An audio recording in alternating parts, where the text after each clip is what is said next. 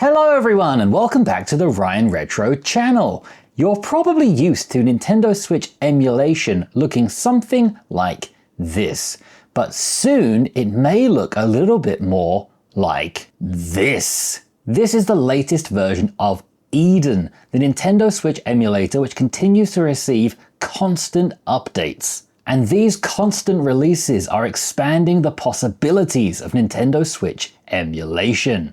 Today I'm going to show you some of the latest improvements in this space and give you a sneak peek of what is coming soon.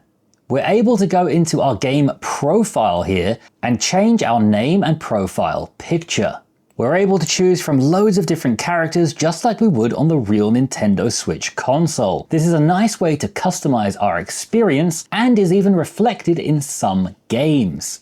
For example, in Need for Speed Hot Pursuit, we have our username down the bottom right corner here, Ryan Retro. So being able to customize our profile like this will really customize our experience in various games. And while we are able to launch into this Nintendo Switch home screen, we're not unfortunately able to launch the games from here yet. That is something the developers are still working on and isn't quite fully implemented yet. You'll see the games trying to load, but there usually is some kind of error. So we are going to have to go back to our old launch screen for now. So coming back to that more familiar screen we're used to seeing over the previous months, we do actually have a few new views here. We have the standard grid view that you probably see in Sadachi, Citron, and Yuzu. But if we come up to the little eye icon up here, we also have two more views. We have the list view, and we also have the carousel, which I personally think is very nice. We can use touch control to swipe through all of our games, or we can use our D-pad or analog stick. Everything's functioning well here, and it gives it more of a launcher feel. Another feature I like is the recently played feature. If we hit these three lines up here, we have recently played, and this is only going to show the games, as you may have guessed it, that you've recently played. So rather than having to sift through your whole list of games every time, you can just quickly jump back into the game you may have been playing earlier. When it comes to customizing those games to get the best experience, there are also some new features here too. When we go to a game's settings, or indeed the settings of the whole emulator itself, you will see Odin's Veil. These are experimental settings that go beyond the settings found in other emulators. Changing some of these settings may completely crash some of your games, but if you have games that don't work anyway and always crash, which in my experience happens to quite a lot of games when it comes to Nintendo Switch emulation, then it might be worth poking around and tinkering and seeing what you can get working. Even without having messed with any of the settings in Odin's Veil, I'm getting a pretty solid 30 frames per second here with a 0.75 times resolution in Breath of the Wild. And I've also fixed the water, which used to look like milk. But how did we fix those issues? Well, we fix issues like that usually by changing the drivers. And in the past, I would usually link you to websites like GitHub, where you can download drivers from Zero Kimchi. And there's also Mr. Purple, who makes great drivers as well. But Odin has made it easier than ever to download drivers.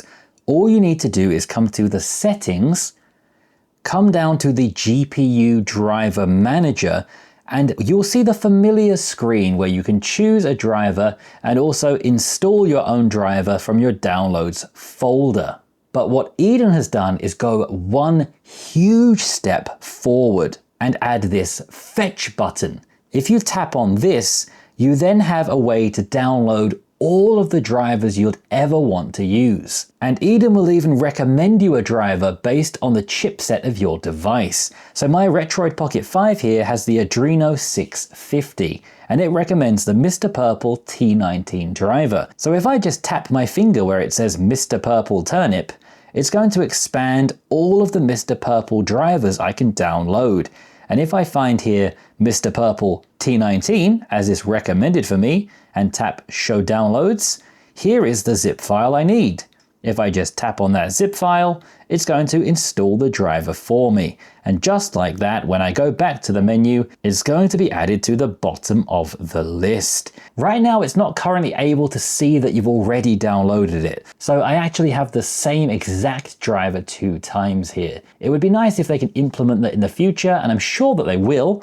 But for now, this is just a super easy way to grab all kinds of different drivers to tinker with and try out. It's never been easier to grab a driver and just give it a go. I think this is so far Eden's best feature, and one that is really, really helpful, especially to people who don't know where to get drivers from, and for just anybody who wants to tinker and find something that works, and then submit a working game report either to my website, ryanretro.com, or EmuReady.com, which is also working on its own app to integrate directly with Eden. This is an early look at the EmuReady app, an app we can use to browse compatibility reports for so many different devices like the Retroid Pocket 5, the Odin 2 Portal, phones, and various other devices you may have. The app is quite buggy right now and keeps getting frozen, but I will show you on the screen now a working demo by the developer of this app, Product Devotee. When it's working properly and released for us all to use, you'll be able to just browse through the compatibility reports like usual,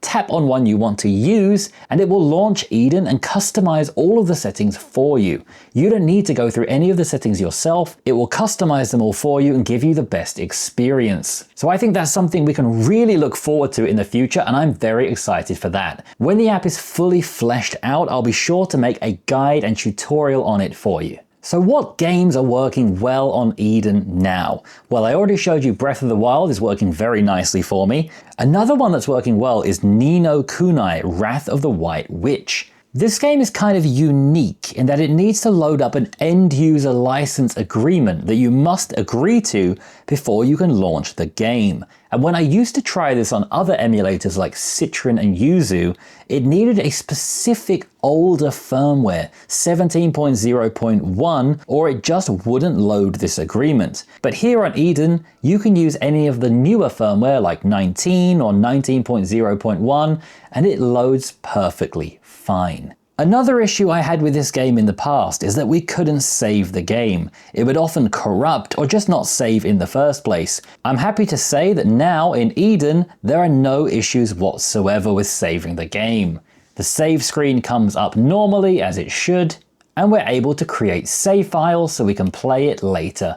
So I'm very excited to finally jump into this game on my Retroid Pocket 5, just like how I played it before on my Nintendo Switch. Another game that's now working on Eden that I've never been able to get working before is Luigi's Mansion 2 HD. Here it is on the portal, and it seems like it's running very nicely. Gyro control is also working as well. The game is running at a pretty solid 30 frames per second and looks beautiful here on that beautiful 7-inch screen of the Odin 2 Portal. On the Retroid Pocket 5, this game unfortunately just shows a series of flashing colors, but hopefully this is something we could possibly fix if we find a good driver. The game that surprised me the most is Red Dead Redemption, working at a solid 30 frames per second here. This is amazing. I've tried to emulate this on Winlator before, and I managed to get around 30 frames per second with a lot of sacrifices by really lowering down the quality and accepting it's probably the best we're going to get for a game like this. But here, the Nintendo Switch version looks beautiful and is running at a really solid 30 frames per second. So I'm very excited to play this game again after a very long time. So if you were looking to play Red Dead Redemption on a little device like the Retroid Pocket 5, this has to be the best experience we have so far. And again, it's not completely perfect. You will get crashes sometimes. But what the developers are doing over at Eden is incredible, and I'm really, really impressed by this. Riding around like this on my horse with a solid frame rate, everything looking beautiful, this is a wonderful experience. I hope this video was interesting and gave you some inspiration about what you'd like to tinker with next on your handheld devices. Please give me a like and subscribe if you didn't already, and I hope you all have a wonderful day.